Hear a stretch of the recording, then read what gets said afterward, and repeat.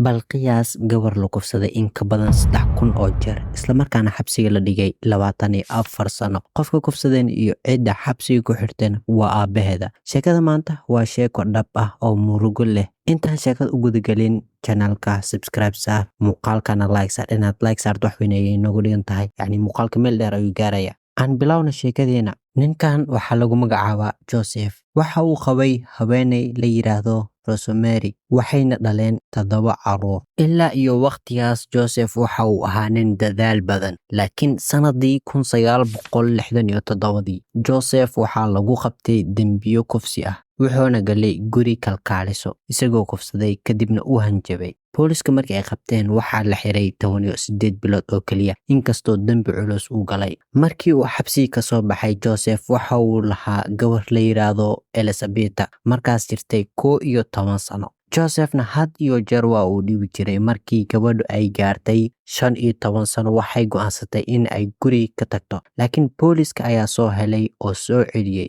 Wixii markaasi ka dambeeyay Elizabeth waxay bilowday inay la kulanto ciqaab dhab ah. Sanadii 1984 Joseph wuxuu sheegay Elizabeth in ay u soo degto qolka hoose si ay ugu caawiso rakibaadda albaabka. Inkastoo ay dhibsan jirtay way ogolaatay, waxayna bilaabeen rakibaadii albaabka. Kadibna waxa uu ka soo weeraray gadaal isagoo isticmaalayo maro leh maandooriya. Waxa uuna u mariyay wajigeeda, iyaduna waa ay mir daboolantay. Dhammaan qorshayaashan waxa uu soo diyaariyay intuu xabsiga ku jiray. Albaabka ay rakibeen wuxuu ahaa albaabka qolka ay ku xirneed 24 sano. Joseph wuxuu ka xiray gacmaha iyo lugaha, waxa uuna ku riday qolka, wuxuuna bilaabay inuu kufsado Elizabeth. Wayna qeylinaysay, laakiin qolku waxaa ku xirnaa 8 albaab, taasoo ka dhigtay in cidna aanan maqlin Elizabeth. Hooyadan waxay bilowday inay raadsato oo ka walwasho oo booliska la soo xiriirto. Booliska markii ay gurigii yimaadeen, Joseph wuxuu u sheegay in Elizabeth ay ku dirtay waraaqad ay ku leedahay in ay ku biirtay koox diimeed oo aanan soo noqon doonin. Waxa uu qasbay Elizabeth in ay waraaqada qorto ka hor inta aan booliska imaanin. Joseph wuxuu kufsaday gabadhiisa muddo sanad ah isagoo ka dhalay 7 caruur ah.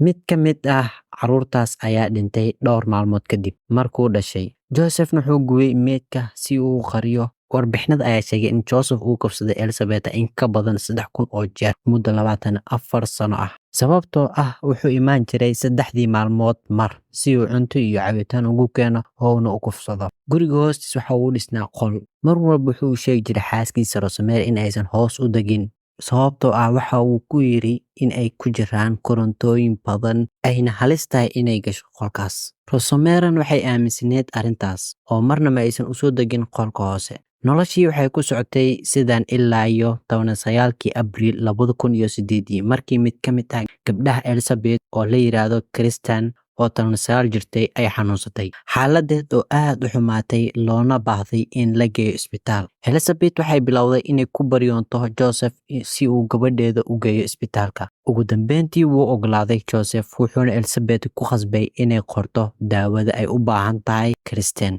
Kadibna wuxuu geeyay isbitaalka. Isbitaalka markay joogeen dhakhaatiirta ayaa la yaabay sababta Kristen ay kali u ahayd ninka keenan ugu tagay. Xaaladeedna waxay ahayd mid liidata iyadoo la ildaran nafaqo daro. Joseph markii uu guriga ku soo laabtay wuxuu ku sheegay Elizabeth wixii dhacay. Iyaduna waxay ku baryootay inuu geeyo isbitaalka si ay gabadheeda u aragto.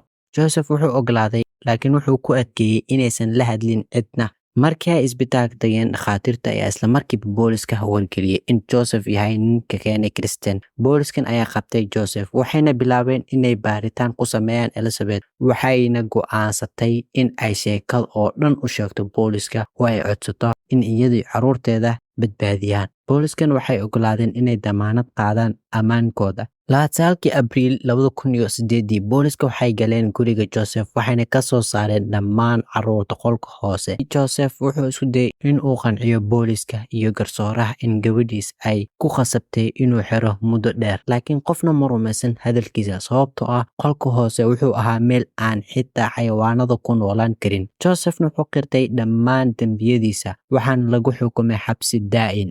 Elizabeth iyo caruurteena waxay bilaabeen inay qaataan daaweyn nafsiyadeed muddo dheer si ay ugu soo bogsadaan dhaawacyadii maskaxeed ee ay soo mareen. Iyaga hadda waxay ku nool yihiin waqooyiga Austria. iyagoo dowladda siisay aqoonsi iyo magacyo cusub si aan cidna u garan karin. Booliiskan waxay si joogto ah u ilaalinayaan gurigeeda 24 saacadood. Waad ku mahadsantihiin dhammaantiin daawashadiina. Haddii aad sheekada idin cajabisay ha ilaawin inaad subscribe garayso kanaalkeena, like na saarto muuqaalkeena. Nabaday.